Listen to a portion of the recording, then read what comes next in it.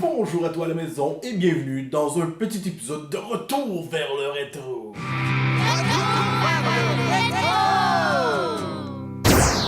Aujourd'hui, on parle des années 90 parce que les années 90, c'était quoi? C'était les plus belles années de l'univers.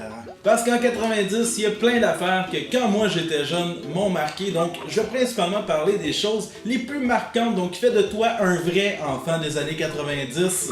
Voilà mon top 10 des choses qui font de toi un vrai enfant des années 90. Numéro 1, les billes. Donc, je me souviens quand j'étais jeune, au primaire, on avait fait des trous dans le cours d'école, dans l'asphalte. Je me souviens même pas comment on a fait ça, à vrai dire. Mais l'idée était vraiment de pouvoir jouer aux billes tranquillement. Donc, le jeu de billes, c'était simple. Tu avais des grosses billes, des petites billes. Et avec la grosse bille, tu devais lancer les petites billes dans le trou. C'était malade. Le numéro 2, ben malheureusement, même si j'y vais plus vraiment, c'était le McDonald's, mais principalement les bancs du McDonald's qui dans ma tête en fait étaient probablement les plus beaux bancs du monde. C'était des bancs en forme d'hamburger. Pis ça, c'était nice. Sinon, mon numéro 3, en fait, c'est la chose que tous les enfants des années 90 pratiquement ont fait le matin avant d'aller à l'école. C'était bien sûr d'ouvrir la télé ici au Québec à TQS et d'écouter Dragon Ball Z avec le fameux générique le plus connu au monde. Il a tous les pouvoirs. Dragon Ball Z, la force et le savoir. Cette chanson-là, vous allez l'avoir dans la tête toute la semaine. Je m'excuse. Numéro 4. Dans les années 80, les gens ont joué à la Nintendo. Les gens des années 90 ont connu la révolution avec la Super Nintendo. Super Mario World, quand c'est sorti, best game ever, hein?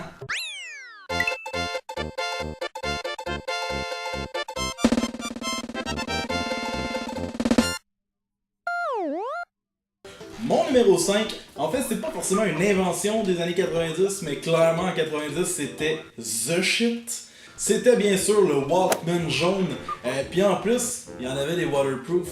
Ça, mon ami, c'était nice parce que tu pouvais aller dans la piscine, écouter ta meilleure chanson de Britney Spears en sirotant un 7-Up dans ta tasse préférée de Batman Forever. Pis ça, là, il y avait rien de mieux. Sinon, une chose que moi j'ai eu quand j'étais jeune, pis qui est pas vrai, c'était vraiment cool, c'était la mode des souliers qui font des interactions quand tu marches. Le plus principal, le plus connu, en fait, était celui qui faisait de la lumière. Donc ça, c'était une révolution. À chaque pas, il y avait une petite lumière qui allumait sur tes souliers. Et j'avais même eu une paire qui faisait des sons de dinosaures. Puis clairement, mes parents devaient triper en sacrament. Mais si tu sais pas de quoi je te parle, v'là une pub des années 90 sur les souliers qui allument, vous allez capoter.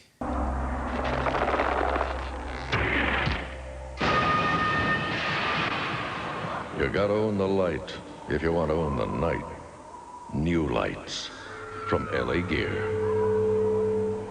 Je sais pas pourquoi moi je pense à ça, mais dans les années 90, parce que ça a clairement commencé au début 90, ça a fini en 90, donc c'était vraiment clairement 90. C'était un dessin animé qui s'appelait Doug. Donc c'était un petit gars semi-chauve avec son petit chien semi-pas beau. Mais bref, cette série-là, tous les enfants des années 90 l'ont connue et aujourd'hui, quasiment tout le monde l'ont oublié. Mais juste parce que j'ai goût de te rappeler la nostalgie, v'là un extrait.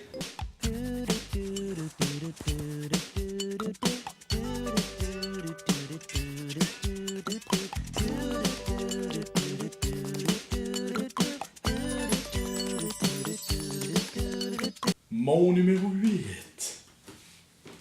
Les POG. Les POG, en fait, je ne parle pas des chiens, je parle du jeu. Donc, l'idée était simple, en fait, t'avais des petites rondelles de carton que t'empilais une par-dessus l'autre, et avec ce qu'on appelait le slammer, qui était finalement un rond de métal, on les lançait dessus, et finalement, celui qui en tournait le plus gagnait. C'était à peu près ça le concept du jeu. Finalement, si ça te tente, toi, à la maison, de faire un tournoi de POG, appelle-moi. Mon numéro 9, c'est probablement le film qui a marqué le plus de jeunes des années 90, parce qu'il y avait deux choses vraiment cool. C'était, bien sûr, les Looney Tunes et Michael Jordan. On a décidé de prendre ces deux éléments-là, de les mettre ensemble et de créer le plus grand film de tous les temps, qui était bien sûr Space Jam.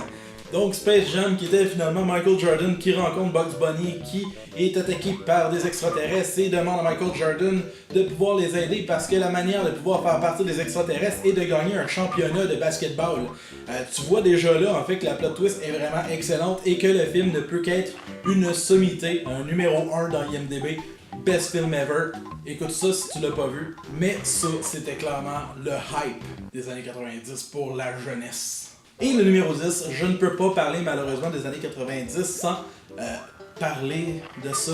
Toutes les maudits boys bands. Les années 90, c'était le moment en fait des boys bands, des girls bands, Spice Girls, Backstreet Boys, t'avais aussi des groupes comme G-Squad dont tout le monde veut oublier en France. Pis c'est là que je me dis que finalement quand moi je juge ce que les jeunes écoutent aujourd'hui puis que j'écoute ce que j'écoutais à l'époque, on s'entend que plus ça change, plus c'est pareil.